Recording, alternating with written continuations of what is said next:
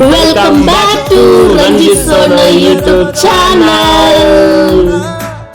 Spicy ಆದ chicken ಕಬಾಬ್ಗೆ ಬೇಕಾಗಿರೋದು chicken.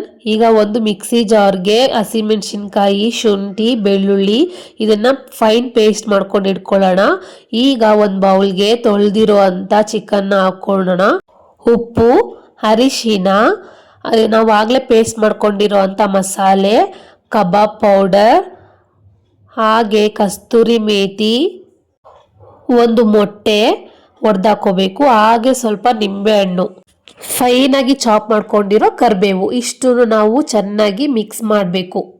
ಇಷ್ಟು ಮಸಾಲೆನ ಮಿಕ್ಸ್ ಮಾಡಾದ್ಮೇಲೆ ಈಗ ಖಾರಕ್ಕೆ ತಕ್ಕಷ್ಟು ಚಿಲ್ಲಿ ಪೌಡರ್ ಮತ್ತು ಇದು ಕಾರ್ನ್ಫ್ಲೋರ್ ಗರಿ ಗರಿಯಾಗಿ ಬರೋದಕ್ಕೆ ಇಷ್ಟು ಈಗ ಮತ್ತೆ ಫೈನಾಗಿ ಕಲಿಸ್ಕೊಳ್ಳೋಣ. ಬನ್ನಿ, ಈ ಸ್ಪೂನಲ್ಲೆಲ್ಲ ಸರಿ ಹೋಗೋದಿಲ್ಲ, ನಾನು ಕೈಯಲ್ಲೇ ಕಲಿಸ್ತೀನಿ. ಅದು ಕೈಯಲ್ಲಿ ಕಲಿಸಿದ್ರೇ ಟೇಸ್ಟ್ ಜಾಸ್ತಿ ಇನ್ನು, ಹೌದಲ್ವಾ?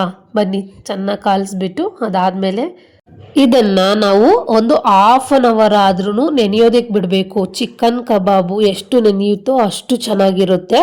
ಹಾಫ್ ಆನ್ ಅವರ್ ಆದಮೇಲೆ ಇಲ್ಲಿ ನಾನೀಗ ಗ್ಯಾಸ್ನ ಆನ್ ಮಾಡಿಕೊಂಡು ಒಂದು ಬಾಂಡಲಿನ ಇಟ್ಕೊಂಡು ಆಯಿಲ್ನ ಹಾಕ್ತಾ ಇದ್ದೀನಿ.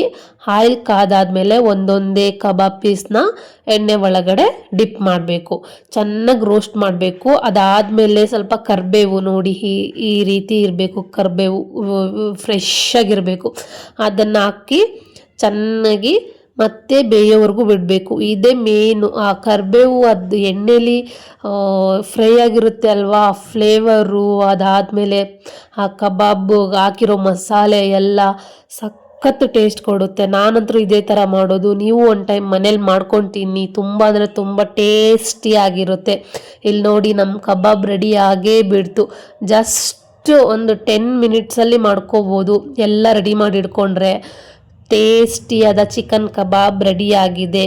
ಯಾರ್ಯಾರಿಗೆ ಮಾಡ್ಕೋಬೇಕು ಅಂತ ಆಸೆ ಇದೆನೋ ದಯವಿಟ್ಟು ಹೀಗೆ ಇವತ್ತೇ ಮಾಡ್ಕೊಳ್ಳಿ. ತೊಗೊಂಡು ಬಂದು ಸಖತ್ ಅಂದರೆ ಸಖತ್ ಟೇಸ್ಟಿಯಾಗಿರುತ್ತೆ. ಇದ್ರ ಜೊತೆಗೆ ಲೈಟಾಗಿ ಗ್ರೀನ್ ಮಸಾಲೆದು ಬಿರಿಯಾನಿ ಮಾಡ್ಕೊಂಡ್ವಿ ಅಂತ ಅಂದರೆ ಅಬ್ಬಬ್ಬಾ ಏನು ಟೇಸ್ಟ್ ಗೊತ್ತಾ? ಮಾಡ್ಕೊಳ್ಳಿ.